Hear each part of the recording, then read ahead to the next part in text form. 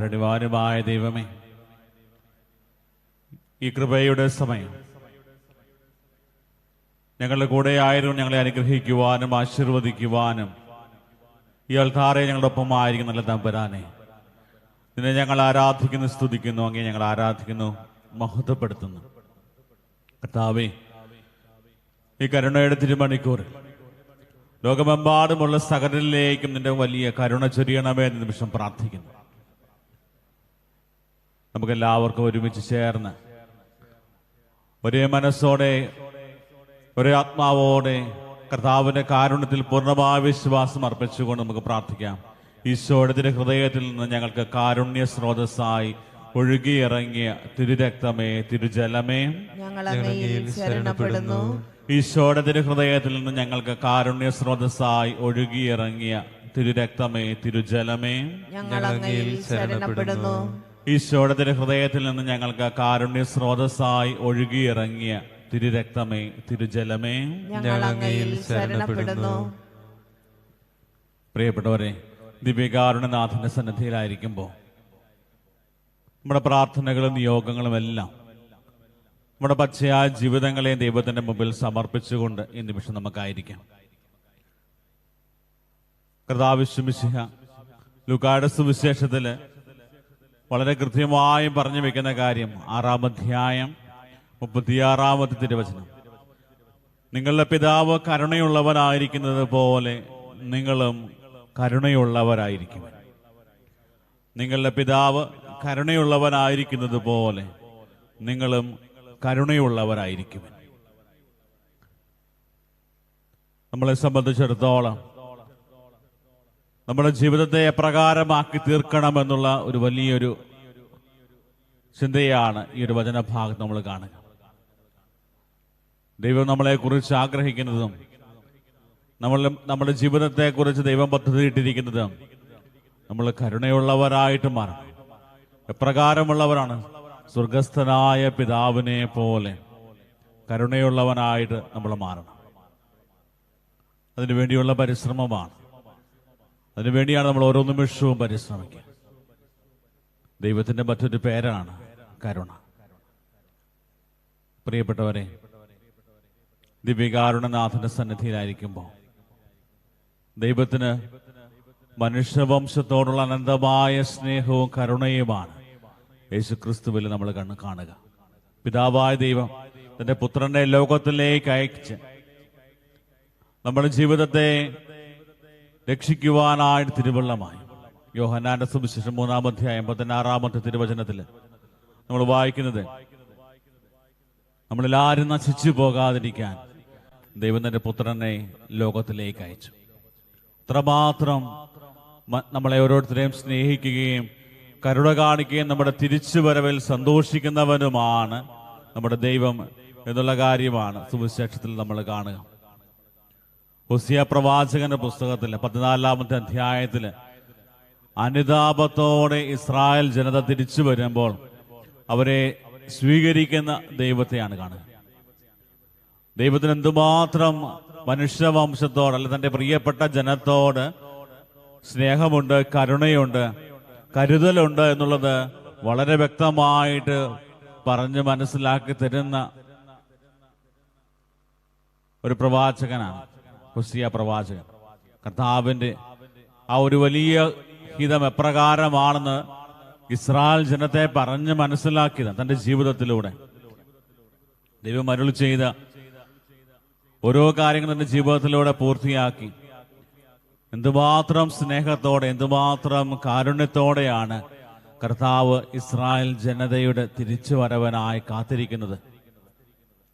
അവിടെ 14-ാമത്തെ അധ്യായത്തിൽ നമ്മൾ കാണുന്നത്, ഇസ്രായേൽ നിന്റെ ദൈവമായ കർത്താവിലേക്ക് തിരിച്ചു വരിക. നിന്റെ അകൃത്യങ്ങൾ മൂലമാണ് നിനക്ക് കാലിടറിയത്. കുറ്റമേറ്റു പറഞ്ഞ് കർത്താവിന്റെ അടുത്തേക്ക് തിരിച്ചു വരിക. അവിടുത്തോട് പറയുക, അകൃത്യങ്ങൾ അകറ്റണമേ, നന്മയായത് അവിടുന്ന് സ്വീകരിച്ചാലും. അതിന്റെ ഒടുവിൽ പറഞ്ഞു വെക്കുക, ഞാൻ അവരുടെ അവിശ്വസ്തതയുടെ മുറിവുണക്കും, ഞാൻ അവരുടെ മേൽ സ്നേഹം ചൊരിയും, കാരണം അവരോടുള്ള എന്റെ കോപം അകന്നിരിക്കുന്നു. ഇസ്രായേലിന് ഞാൻ തുഷാരബിന്ദു പോലെയായിരിക്കും, ലില്ലി പോലെ അവൻ പുഷ്പിക്കും, ഇലവ് പോലെ അവൻ വേരുറപ്പിക്കും. പ്രിയപ്പെട്ടവരെ, ഇത്രമാത്രം തന്റെ പ്രിയപ്പെട്ട വാഗ്ദത്ത ജനത്തെ കരുതലോടെ പരിപാലിക്കുന്ന ദൈവത്തെ നമ്മൾ കാണും.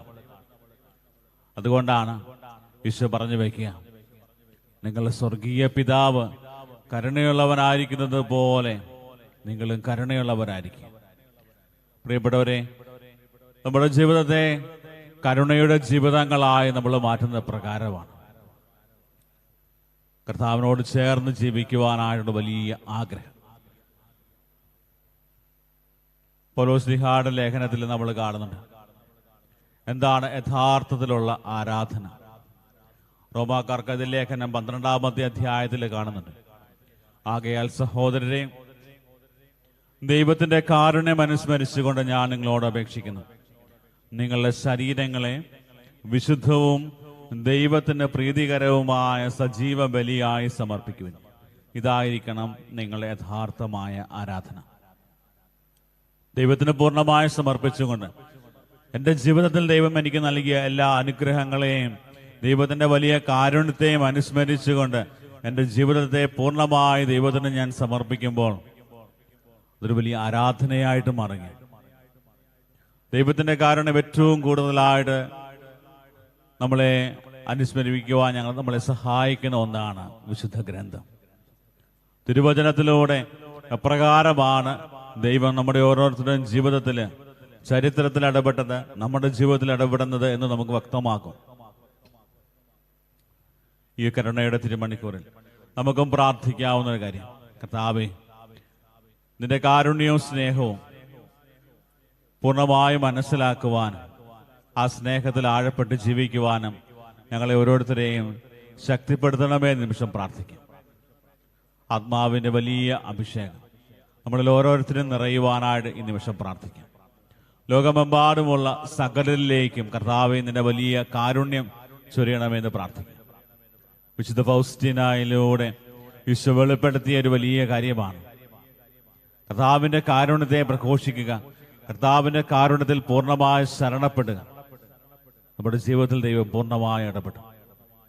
പലപ്പോഴും ഇത്രമാത്രം സ്നേഹിക്കുന്ന ആ ഒരു വലിയ ദൈവത്തെ കൺവീനിയന്റ് ആയിട്ട് നമ്മൾ മറന്നു പോവുക എന്നതാണ് നമ്മുടെ ഏറ്റവും വലിയ പാപം.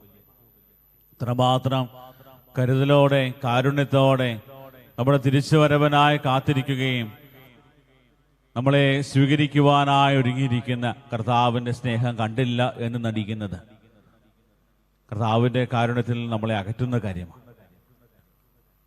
കർത്താവിന്റെ കാരുണ്യം എന്തുമാത്രമുണ്ട്.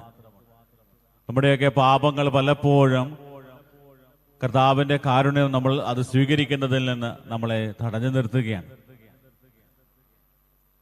നമ്മുടെ പാപങ്ങൾ ഒരിക്കലും കർത്താവിന്റെ കാരുണ്യം ലഭിക്കുന്നതിന് തടസ്സമായി നിൽക്കാതിരിക്കട്ടെ. കർത്താവ് പറയുന്നത്, നിന്റെ പാപങ്ങള് ചെറിയൊരു കുറ്റിച്ചെടിയാണെങ്കിൽ എന്റെ കാരുണ്യം ഒരു വലിയ പർവ്വതം പോലെയാണ്. പൂർണ്ണമായും കർത്താവിന്റെ കാരുണ്യത്തിൽ നമുക്ക് ശരണം വെച്ച് പ്രാർത്ഥിക്കാം.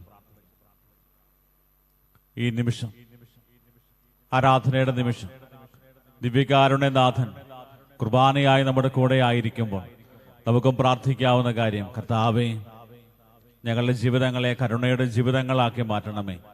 ലോകമെമ്പാടുമുള്ള സകലരുടെയും ജീവിതത്തിലേക്ക് കർത്താവിന്റെ കരുണ വർഷിക്കണമേ. അവരുടെ ജീവിതങ്ങളെ മാറ്റണമേ. പാപത്തിന്റെയും പാപസാഹചര്യങ്ങളുടെയും ബന്ധനത്തിൽ അകപ്പെട്ടു പോകാതെ യഥാർത്ഥ അനുതാപത്തോടെ കുദാശകളുടെ സ്വീകരണത്തിലൂടെ നിന്നെ അറിയുവാനും നിന്നെ ഹൃദയത്തില് പ്രഥമ വ്യക്തിയായി സൂക്ഷിക്കുവാനുമായിട്ടുള്ള കൃപ നൽകണമെന്ന് പ്രത്യേകമായി ഈ ആരാധനയിൽ നമുക്ക് പ്രാർത്ഥിക്കാം. കർത്താവിന്റെ ആശീർവാദം സ്വീകരിക്കുവാനായിട്ട് ഒരുങ്ങുമ്പോൾ ഒരിക്കൽ കൂടി നമ്മുടെ എല്ലാ പ്രാർത്ഥനകളും നിയോഗങ്ങളും സമർപ്പിക്കും. കർത്താവെ, കൂടുതൽ തീക്ഷ്ണതയോടെ ആത്മാവിൽ ജ്വലിക്കുന്നവരായി നിന്റെ കാരുണ്യത്തിന്റെ വാഹകരായിട്ട് ഞങ്ങൾ ഓരോരുത്തരും മാറുവാൻ കർത്താവെ കൃപ തരണമേ എന്ന് പ്രാർത്ഥിക്കുന്നു. ഓൺലൈനിലൂടെ ഈ ആരാധനയിൽ പങ്കെടുത്ത് കർത്താവ് നിന്റെ കാരുണ്യത്തിൽ പൂർണ്ണമായ ശരണം വെച്ചുകൊണ്ട് പ്രാർത്ഥിക്കുന്നവരുടെ നിയോഗങ്ങൾ പ്രത്യേകം സമർപ്പിക്കുന്നു. അവർ വലിയ കൃപയ്ക്ക് വേണ്ടി യാചിച്ചുകൊണ്ട് കർത്താവിൻ്റെ ആശീർവാദത്തിനായി ഞങ്ങളിത് ഒരുങ്ങുന്നു. ഞങ്ങളെ അനുഗ്രഹിക്കണമേ. താഴ്ന്ന സ്വരത്തിൽ ദൈവത്തെ സ്തുതിച്ചുകൊണ്ട് കർത്താവിൻ്റെ ആശീർവാദം നമുക്കിപ്പോൾ സ്വീകരിക്കാം.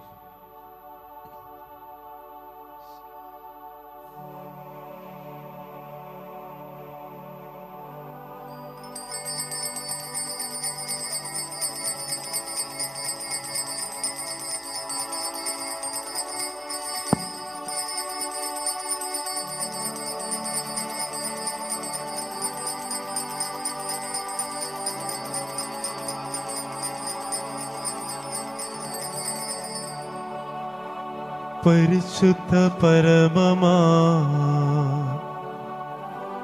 ദിവ്യകാരുണ്യമേ, എന്നുമെന്നും അങ്ങേക്കാരാധന. പരിശുദ്ധ പരമമാ ദിവ്യകാരുണ്യമേ,